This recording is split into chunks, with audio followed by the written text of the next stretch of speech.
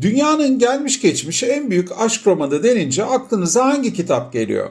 Peki bu roman sinemaya uyarlansa seyretmek isterim diyenlerden misiniz? Cevabınız evet ise bu incelemeyi mutlaka izleyin. Odağında sarsılmaz ve fakat yıkıcı bir aşk olan, çıplaklık içermeden müthiş bir erotizm barındıran bu filmin inceleme videosunu sizler için hazırladım. Filme gitmeden size fikir vereceğini düşünüyorum. İngiliz edebiyatının en güçlü ve en karanlık klasiklerinden biri olan Uğultulu Tepeler romanından bahsediyorum. Bu zamana kadar sinemaya, televizyona, sahneye ve radyoya çok sayıda uyarlanan bir roman. Kimi otoritelerce gelmiş geçmiş en büyük aşk romanı olarak kabul ediliyor. Özellikle kitabı okumuş olanlar Uğultulu Tepelerin afişine dikkat etsin. Adı neden tırnak içinde yazılmış? Peki filmde kitabın özü muhafaza edilmiş mi? Ayrıca hikayenin tümü filmde işlenmiş mi? Cevaplarını vereceğim. Bilmeyenler için eserden kısaca bahsedelim. Bu kitap Emily Bronte'nin 1847'de Alice Bell takma adıyla yayımladığı tek romanı. Doğanın vahşi gücüyle insan ruhunun en derin tutkularını iç içe geçiren bir roman. Hikaye Yorkshire'ın ıssız ve rüzgarlı bozkırlarında geçiyor.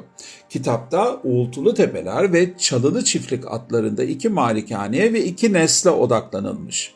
Ancak seyredeceğiz bu film ilk nesli kapsıyor.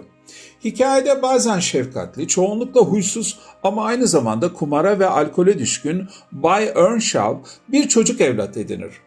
Heathcliff adlı bu terk edilmiş erkek çocuğunun kökeni belli değildir. Earnshaw'ın kızı Katie ile Heathcliff o sert doğada birlikte büyürler. Aralarında çocukluktan başlayan ve birbirlerini tamamlayan çok güçlü bir bağ oluşur. Bu bağ daha sonra birbirleri olmadan yaşayamayacakları hissi veren mutlak bir tutkuya dönüşür. Fakat evlilik çağına geldiklerinde Bay Earnshaw iflas etmiş, iyice kötücüllüğe evrilmiş ve malikanesi de korkunç bir görüntüye bürünmüştür. Katie, refah ve sosyal statü kaygısıyla zengin ve kibar komşu Edgar Linton'la istemeyerek de olsa evlenir. Bu karar Heathcliff'i paramparça eder. Peki sonra ne mi olur? Heathcliff gizemli bir şekilde ortadan kaybolur.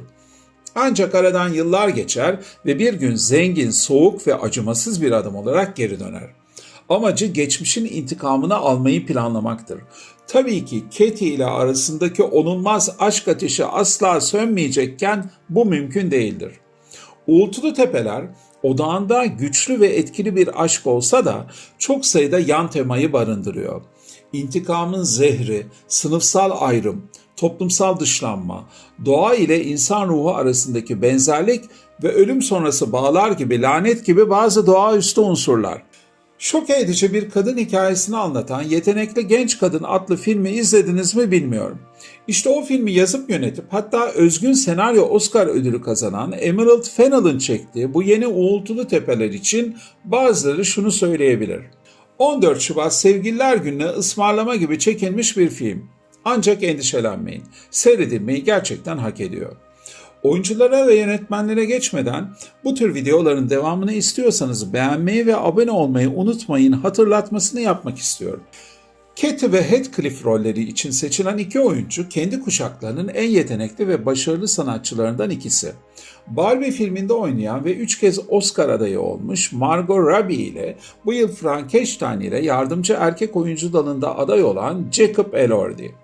Oyunculuktan gelen yönetmen Emerald Fennell, deyim yerindeyse bu iki oyuncuyu hamur gibi yoğurmuş, tam istediği kıvama getirmiş. Filmde başta söylediğim gibi çıplaklığı kullanmayan etkili bir erotizm var. Bu ilişki, ikisinin aşkı, derin karanlığa sürükleyici bir boyutta ve etrafındakiler için de oldukça yıpratıcı. Yönetmen karakterlerin arzularını inanılmaz bir inandırıcılıkla yansıtıyor. Modern bir çılgın aşk diyebiliriz. Filmi izlerken şunu fark edeceksiniz. O dönemin geri planında yer alan ayrıntılardaki keskinlik, sefalet ile zenginlik, uçlarda yaşanan bu aşkı anlamlandırıyor. Ayrıca yan karakterlerin düşkünlükleri, zayıflıkları ve entrikalarının her ikisinin kaderini nasıl belirlediğine tanık olacaksınız. Set tasarımları, kostümler ve görüntü yönetimi tümü bu sıra dışı aşkın hücrelerini besliyor. Yönetmenin şaşırtıcı detaylarla eserin köşelerini sivrilttiğini görüyoruz. Mesela görkemli bir kostüm hayvan kanına bulanıyor. İdam edilen adamın vücudunda bir sürpriz beliriyor.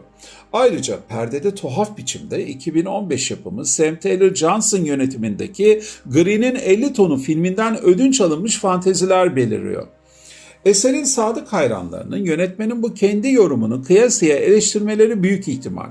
Fakat sonuçta bu karşımızdaki oldukça kışkırtıcı, ateşli ve hınzır bir yorum. Oyuncular da birer moda ikonu gibi durabilirler ama haksızlık yapmamak gerek. Bana göre Uğultulu Tepelerin özü muhafaza edilmiş. Zaten yönetmen Emerald Fennell da herhangi bir roman uyarlamasının tırnak içinde olması gerektiğini belirtip bu kadar yoğun, karmaşık ve zor bir kitabı uyarlayamazsınız. Bu mümkün değil. Uğultulu Tepelerin bir versiyonu yapıyorum demiş. Yani filmi seyredenler birebir uyarlama beklemesin. Yönetmenin bu yorumunu değerlendirsinler bence. Meraklı seyircilerimiz öne çıkmış diğer filmleri de seyretmek isteyebilirler. Anımsatalım. En ikonik olanı 1939 yapımı Laurence Olivier ve Merle Oberon'lu versiyondur. Sadece ilk nesli anlatır, romantik ve karanlık bir başyapıt sayılır. 1992'de Ralph Fiennes ve Juliette Binoche'lu uyarlama ikinci nesli de dahil eder ve romana daha sadıktır. 2011 yılındaki Andrea Arnold imzalı film ise çok ham, gerçekçi ve rahatsız edicidir.